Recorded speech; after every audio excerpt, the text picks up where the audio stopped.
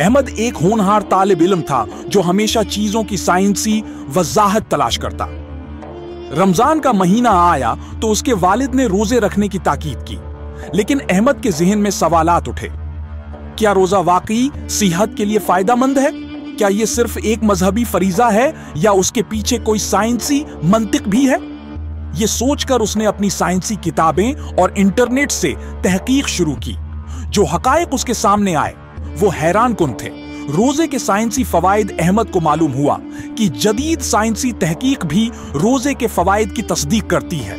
माहिरीन के मुताबिक रोजा रखने से जिस्म में ऑटोफाजी का अमल मुतहर्रिक होता है, जो कि जिस्म के खलियों की खुद सफाई का एक कुदरती तरीका है। इस अमल के जरिए पुराने कमजोर या गैर जरूरी खलिये खत्म हो जाते हैं और नए सेहतमंद खलिये पैदा होते हैं। डॉक्टर योशिनोरी ओसोमी, जिन्हें 2016 में नोबेल इनाम मिला, ने तहकीक से साबित किया कि ऑटोफाजी इंसानी सेहत के लिए इंतहाई अहम है और ये अमल खास तौर पर फास्टिंग के दौरान तेज हो जाता है। ब्लड शुगर और इंसुलिन की सतह में बेहतरी। मजीद तहकीक में अहमद को मालूम हुआ कि रोजा रखने से जिस्म में इंसुलिन हसासियत, इंसुलिन सेंसिटिविटी बेहतर होती है, जिसके नतीजे में ब्लड शुगर की सतह मतवाजन रहती है। यही वजह है कि रोजा रखने से टाइप 2 ज़ियाबित्स के खतरात कम हो सकते हैं। दिमागी सेहत पर मुस्बित इसरात रोजे के दौरान जिस्म में एक खास protein BDNF brain derived neurotrophic factor बढ़ने लगता है, जो दिमाग के नए खलिये बनाने और याददाश्त को बेहतर करने में मदद देता है।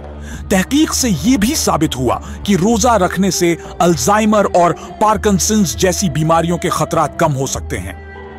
वजन में कमी और मेटाबॉलिज्म की बेहतरी। रोजा रखने से जिस्म चर्बी के जखायर को तवानाई के लिए इस्तेमाल करता है, जिससे वजन कम करने में मदद मिलती है।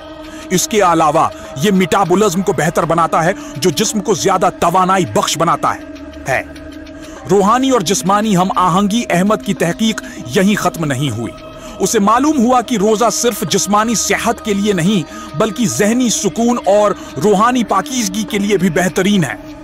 रोजे के दौरान जिस्म में कोर्टिसोल नामी हार्मोन की सतह मुतवाजन रहती है, जो जहनी दबाव को कम करता है और सुकून फराहिम करता है। अहमद की जिंदगी में तब्दीली। ये सब जानकर अहमद के नजरियात बदल गए। अगले दिन वो फख्र से रोजा रखने के लिए तैयार था। वो समझ गया था कि रोजा सिर्फ एक मजहबी इबादत नहीं, बल्कि एक मुकम्मल साइंसी निजाम है, जो जिस्म, दिमाग और रूह को हम आहंगी में रखता है।